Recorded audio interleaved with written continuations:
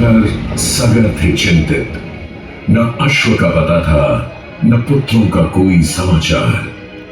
पिता का दुख देख पुत्र अंशुमन चल पड़े खोज पर। जब महर्षि कपिल के आश्रम पहुंचे तो देखा अश्व को और साथ ही अपने 60,000 भाइयों की भस्म को। महर्षि से की क्षमा याचना और पूछा तर्पण का उपाय। तुम्हारे भाई थे घमंडी, अविवेकी और अभिमानी। भस्म कर दिया उन्हें मैंने, जो उन्होंने मेरी नहीं मानी।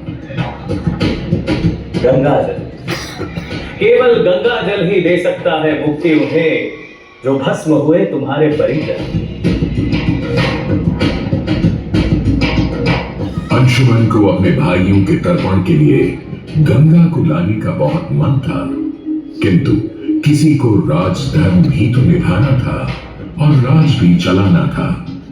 देखते देखते 7 पीढ़ियां गुजर गईं, पर 7 पीढ़ियों के बाद समय आने पर राजकुमार भगीरथ ने राजा बनने से साफ मना कर दिया।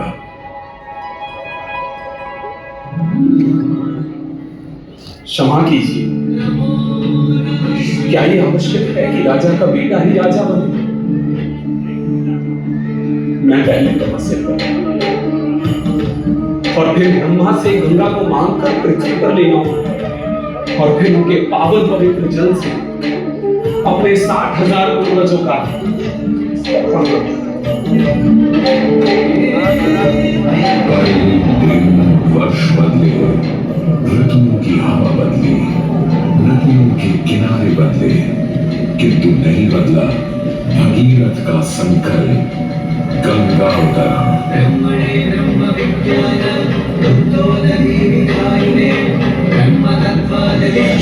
पुत्र भगीरथ, हम तुम्हारे तप से प्रसन्न हैं। बताओ क्या आशीर्वाद चाहिए? हे भगवान, मेरे पूर्वज के तर्पण के लिए मुझे आपकी पुत्री गंगा चाहिए। तथास्तु, किंतु यदि गंगा स्वर्ग से सीधे धरती पर गिरी तो पृथ्वी को चीरते हुए गंगा सीधे पाताल में पहुंच जाएगी। इसलिए तुम भगवान शिव शंकर को मनाओ ताकि गंगा जब स्वर्ग से नीचे उतरे तो वो उसे अपनी जटा में थाम ले। अब भगीरथ ने एक अंगूठे पर खड़े होकर भगवान शंकर को मनाने के लिए शिव शंकर का जाप शुरू कर दिया।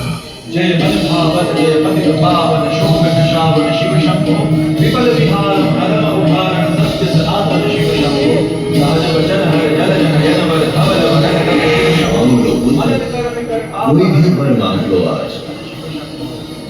हे प्रभु,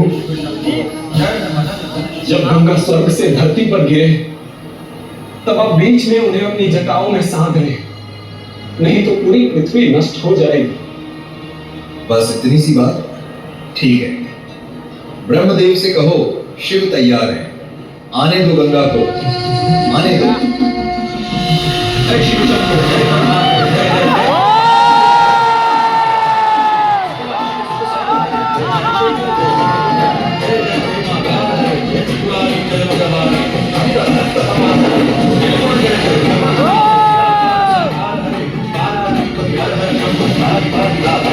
जय रामेश्वर जय रामेश्वर, वैद्यनाथ के दार हरे, मल्लिकार्जुन सोमनाथ के महाकाल उपकार हरे, देवकेश्वर देवश्रेष्ठ।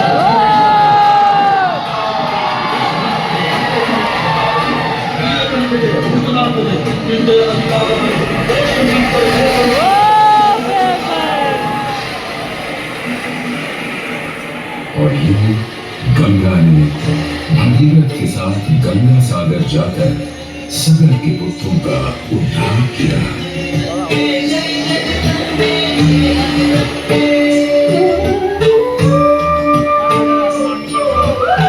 साथ ही वह भारत की सबसे महत्वपूर्ण नदी बन गई, जिसका भारत के जीवन में धार्मिक, आर्थिक, सामाजिक, ऐतिहासिक अभिदान अनंत है। हे मां गंगे, हे जगदम्बे, हे मां गंगे। मोक्ष मोक्षदायिनी गंगा का यमुना और सरस्वती के साथ त्रिवेणी संगम मोक्ष का संगम है। प्रत्येक 12 वर्षों में यह महाकुंभ का स्नान करता है सर्व सिद्धि प्रदान और देता है मोक्ष का वरदान।